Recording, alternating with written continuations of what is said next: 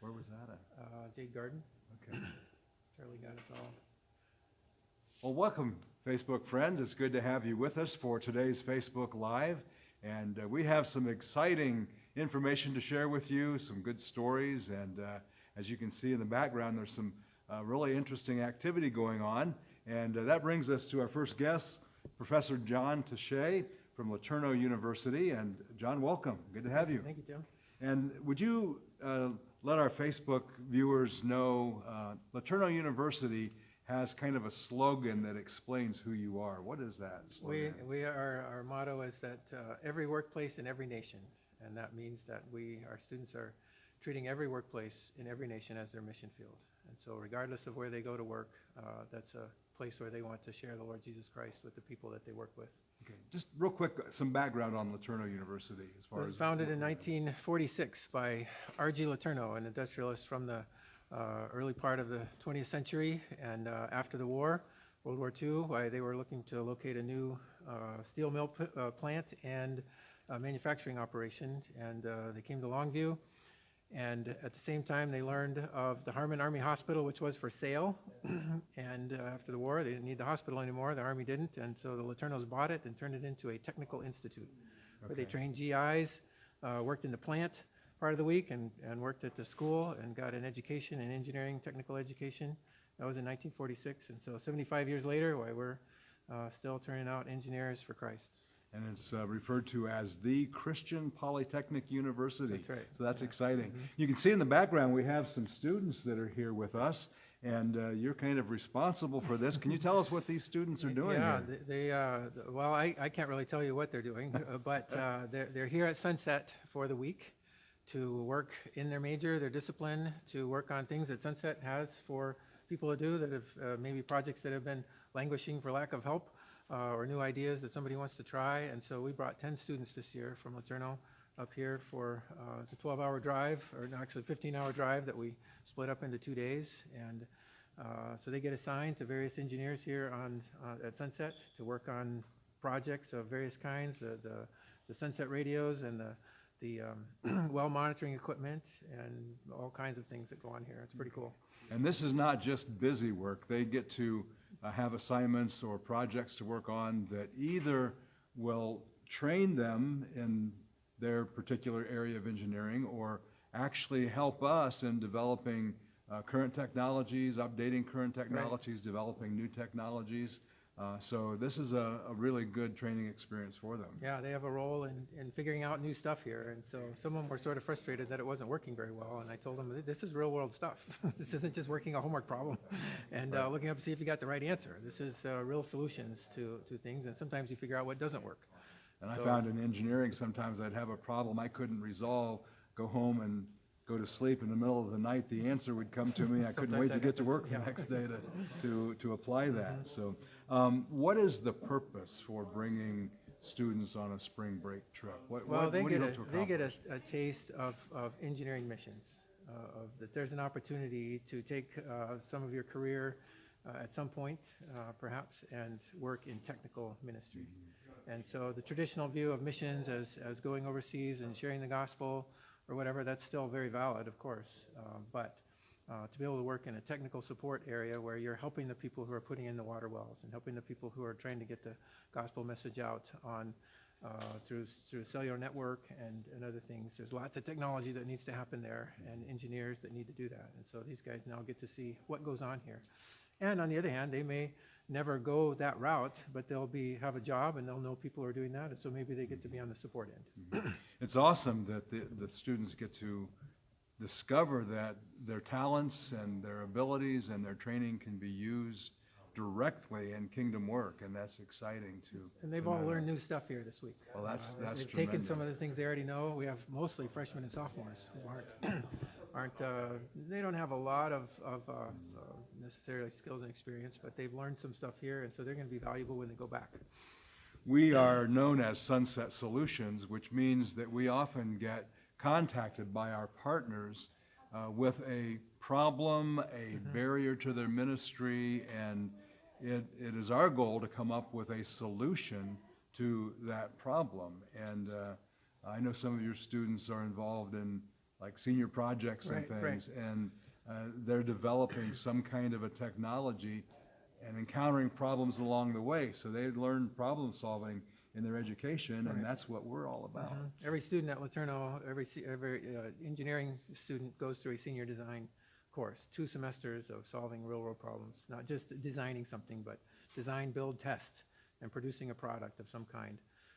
It might be from an industrial sponsor, and it might be just for an idea that a professor has, but they are doing calculations, they're building things, they're testing it and making a product of some sort. You got a fantastic group here, and we enjoy having them with us. John, thanks for joining us for our Facebook Live today.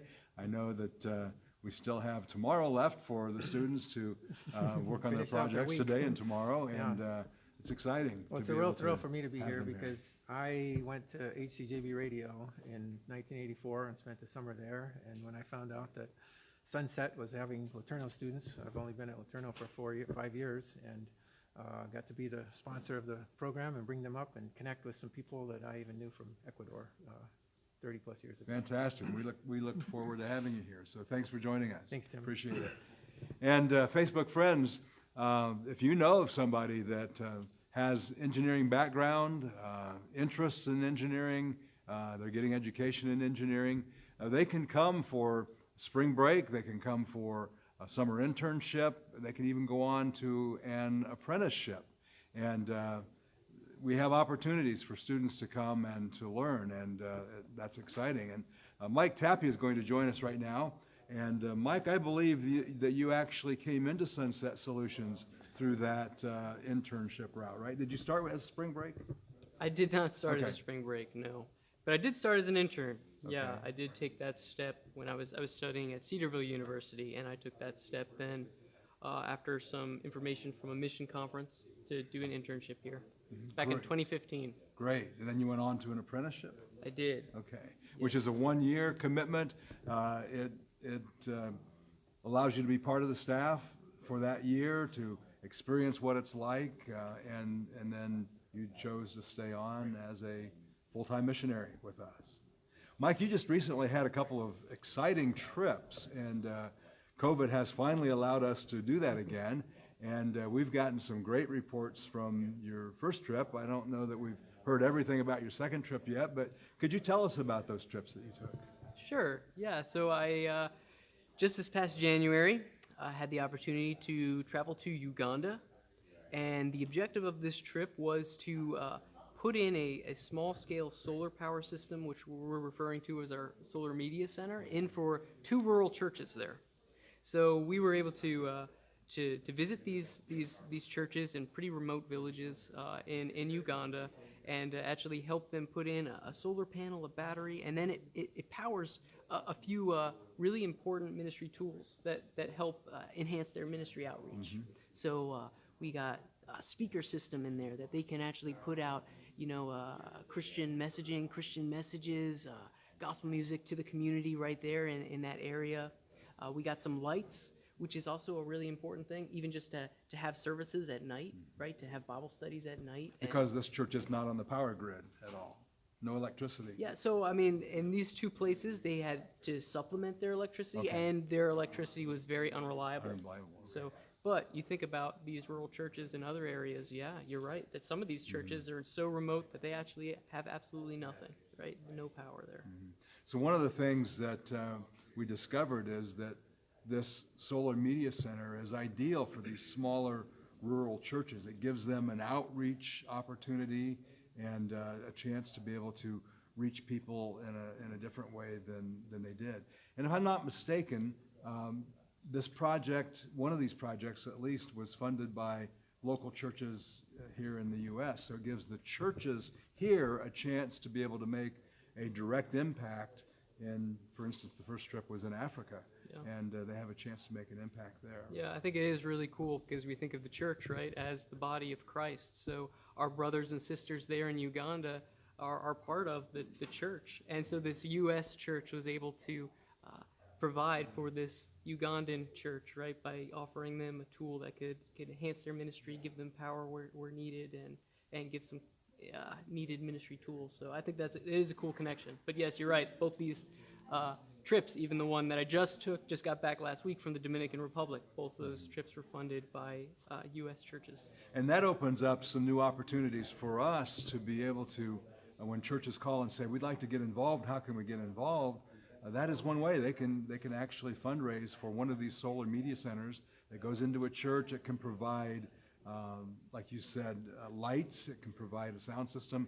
Charging cell phones. One ministry is using our cell phone charger as part of the solar media center and allowing people to charge their phones while they're charging the phones. It might take an hour and a half, 2 hours. They have a chance to interact with these people and even share the gospel with them. So that is a tremendous opportunity. One more story I want you to share with us real quickly is that you did you did actually 3 installations in Africa on that trip. Is that correct? 2. 2, okay.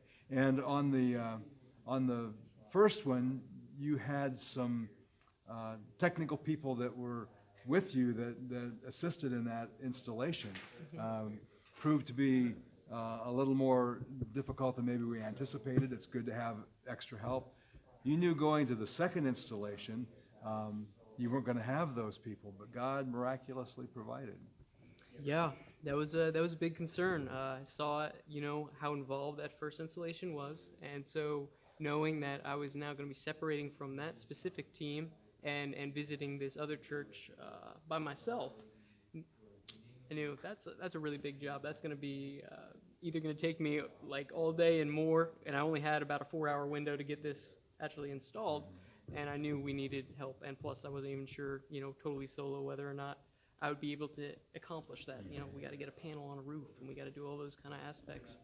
But by God's grace, the pastor there actually had his son-in-law, his brother-in-law there at the church, and his brother-in-law just finished his electrician training, and he had 2 of his friends along, and so together, all 4 of us were able to put that system up in that 4-hour window, and yeah, God really provided. Hotspot on any of those installations? So there's this Wi-Fi hotspot. It is not connected to the internet, right? But it locally provides access to discipleship materials, evangelistic materials like the Jesus film. So this is actually a tool called the Lightstream Pocket, and so that was a tool that we were able to provide to that ministry there as well. So our Solar Media Center is completely modular. It's customizable. One church might just get the cell phone chargers. Others get the Wi-Fi hotspot. Some will put an FM radio receiver on it and place it near their water well so that while people are getting water, they're listening to the gospel coming from the local Christian radio station. So lots of different configurations that churches can have, that other ministries can have.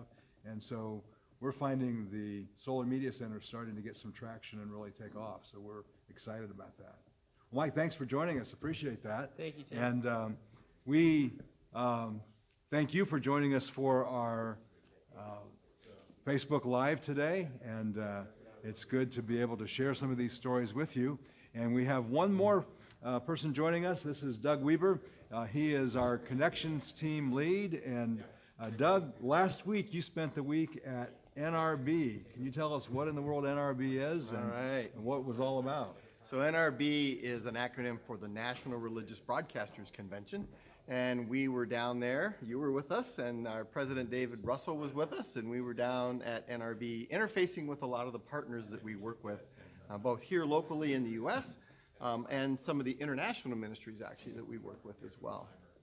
And people come in order to touch base with others that are friends, but ministries that they work with, and we had an opportunity to do that. What are some of the positives that came out of being at NRB? Well, there were a number of things. We get to meet, the biggest thing is we get to meet with a lot of the people we work with throughout the year. We get to sit down with them face to face, not just over Zoom calls or over email or things like that. So we're able to sit down, talk about what's going on, maybe talk about projects we've been involved with them during the previous year, and maybe future things that we're looking at doing as well. So that's a real positive thing.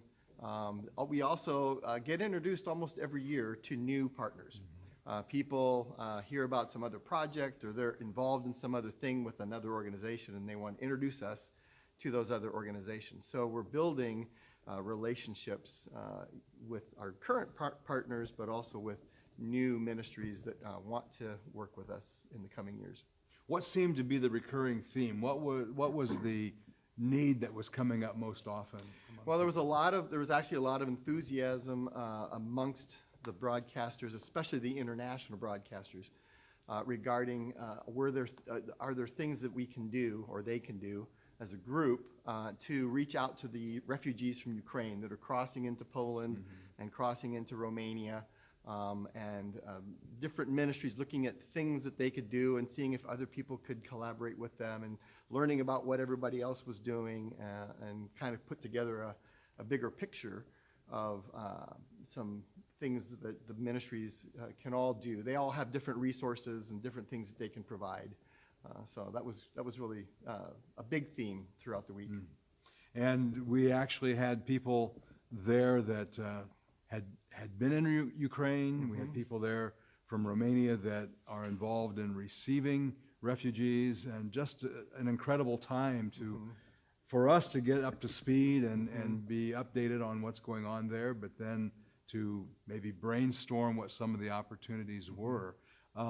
What would you say? Oh, go ahead. I was going to say a number of the ministries that we met with either had ministries in Ukraine or were working with some ministry in Ukraine. And so they were very concerned about even their personnel and the safety for the personnel that were, many of which are still on the ground in Ukraine. We had some stories about radio stations that actually had their towers bombed, so they were off the air. But the staff didn't give up. They went to 24/7 putting messages out on social media. That's right. And had people hearing about Christ in that way. Right, that's right. They are, just because they're having those kinds of things happen, they pivot to do other things, or do ministry locally, even reaching out to the people in their town that are now displaced or being displaced. And so, yeah, there was a lot of interesting things, kind of out-of-the-box things that people were doing. Yes, and out-of-the-box things that they were asking for help on. And so I know that kind of stretched us. We are SonSet Solutions, so our goal is to provide solutions for ministries that encounter problems. We didn't expect problems to be from war, but any problems that they encounter, we try to provide solutions. So we were rather stretched at NRB, and it's good to come back with some possible new connections, possible new ministry partners. Yeah. And so we praise the Lord for that. What would you say was your one biggest takeaway from NRB? For me, it's just the being able to sit down with everybody and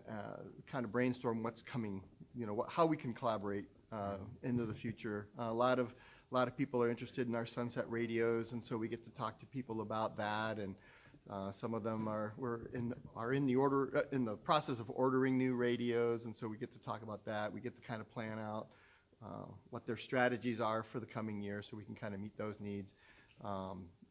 Others are radio broadcasters, and they're looking at putting in new stations, and so we can kind of help them connect into SonSet Solutions then with appropriate people here, so that we can help them plan those stations and then get them on the air. So there were some new stations that we were talking to, and just a lot of networking going on. More than once we had broadcasters, brand new broadcasters that knew very little about broadcasting, but they knew they wanted to get the gospel out by radio, that came up to us and said, "We're broadcasters, we're brand new, how can you help us?" So it's a privilege to be able to come alongside them in some way. We were able to send out many SonSet radios last year.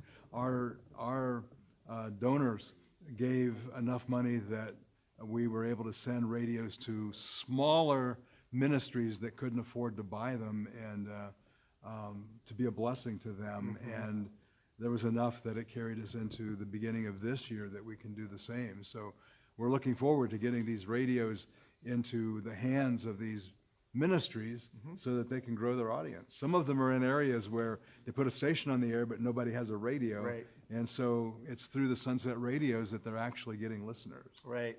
One example of that is we've been working with a partner for quite a while. We help them with a station that they work with in Uganda in a refugee camp. This year, we're actually providing radios for a refugee camp in Kenya. Same ministry, just different radio station that they're working with.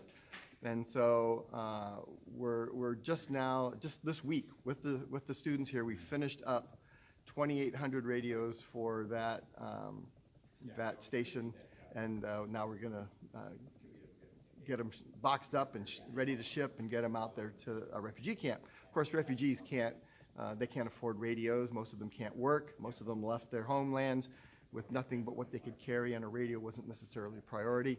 And so these radio stations go in and they're broadcasting the gospel to these displaced people, but in order to increase their audience, we can supply them with radios that they can turn on and then listen to that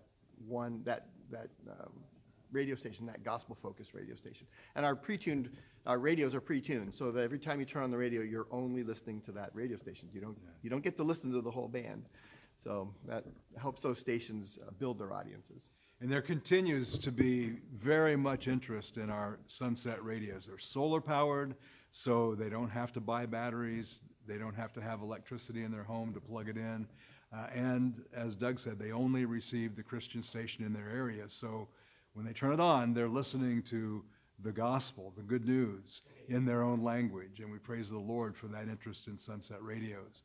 And if you'd like to know more about SonSet radios, check out our webpage, SonSet Solutions. That's S-O-N, sunsetsolutions.org. And you can read all about our radios, our solar media center, some of the stories from places that have received these pieces of technology, and the Lord can show you what's going on in these areas. And we thank you for being viewers of our Facebook Live, and for those of you that are friends of SonSet Solutions, as far as supporting our ministry, we thank you for that, and encourage others to check us out.